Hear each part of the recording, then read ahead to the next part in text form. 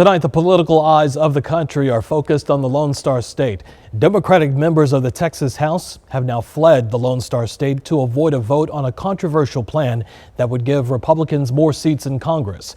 In the last few hours, civil arrest warrants have been issued by the Speaker of the Texas House.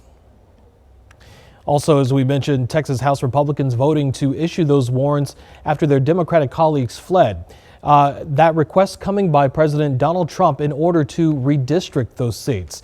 The fight is over this map that you see on your screen. There is a lot of red there. Democrats say it is a Republican-led effort to pick up 5 more seats in Congress, but Republicans are denying those claims. Christiane Cordero has the latest from D.C. Today, the Texas legislature was set to vote on a new congressional map, but notably absent most of the state's Democrats. They left in protest against their Republican colleagues' plan, which, at the direction of President Trump ahead of next year's midterm elections, could boost Republican representation by redrawing lines in several districts. But Texas Democrats are fighting back. We're leaving the state, breaking quorum, and preventing Republicans from silencing our voices and rigging the next election. The redistricting effort is unique in its timing. Congressional maps are typically redrawn once a decade to reflect the changes in population from the latest census. But the tactic of redistricting for political gain is not new. Texas Republicans are overrepresented in Congress relative to how Texans vote for presidential elections, as are Democrats in states like California and Illinois. Texas Republican Governor Greg Abbott condemned Democrats' decision to leave the state. Doing so delays all votes in the state's special session, which needs 2/3 of its members to vote on anything. Abbott spoke to the Fox News channel. Our fellow Texans are being let down and not getting the flood relief they need because these Democrats have absconded from the responsibility, and I believe they have forfeited their seats in the state legislature because they're not doing the job they were elected to do. Despite the delay tactic, Abbott and Texas Republicans are expected to get their new congressional map, though it could come with legal challenges and potential ripple effects in several other states nationwide. This is a legitimate process that has been used before. By breaking quorum and being here today, these legislators are getting into what John Lewis might call good trouble. New York Governor Kathy Hochul and California Governor Gavin Newsom have each suggested they will take a closer look at their congressional maps, though it's unclear if either plan would pan out before next year's midterms.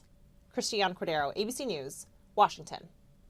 There is an awful lot to unpack with what is happening in Austin. Joining us live to help break some of this down, Steve Galatis is an associate professor at Stephen F. Austin University in Nacogdoches, Texas. Professor Galatis, thanks so much for spending time with us here on KTVS 3 News at 6. All right, we know how we got to this point. The president asked for these 5 additional seats. A special session is underway. They decide to take it up at the request of the president. The Democrats flee. They're now out of the state. What comes next in this ongoing fight? Well, first of all, thanks for having me on this evening. I think the next thing that comes along is a lot of political theater, because a lot of this is for show. If we look at past experiences with these situations where the quorum has been broken, you have several days, sometimes several weeks of a standoff. Democrats are going to try and hold out to the end of the 30 days that the legislature can be in session for special session, which would force the governor to call yet another special session. And so we'll see attempts to issue these arrest warrants and deliver them.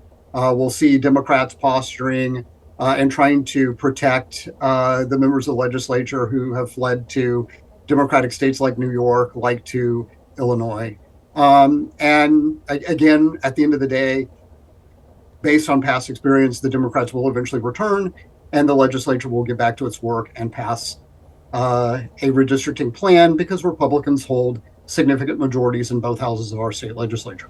Obviously, we've heard that there have been at least 3 different listening sessions. According to Democrats, this has not been very popular with a number of their constituents, a number of people who showed up at those meetings. There's also some reports that even some Texas House Republicans not necessarily sold on this plan. Is there an opportunity for some negotiation to go on between the Democrats and Republicans on maybe trying to redraw these a little bit more?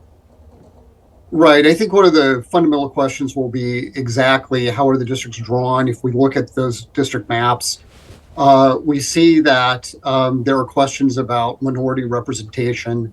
especially for Hispanics and for African Americans, primarily in the Houston area and also a little bit in Dallas-Fort Worth. What's interesting about the maps, however, is the way they are drawn. They would actually boost Hispanic representation, perhaps in the Rio Grande Valley, but that would be Republican Hispanic representation. The Rio Grande Valley area, the border area between Texas and Mexico, has been trending Republican. Hispanics in that area have been trending Republican. So it would be interesting it's going to be interesting to see kind of the trade-off there. Does this backfire in any way for members of the Republican House?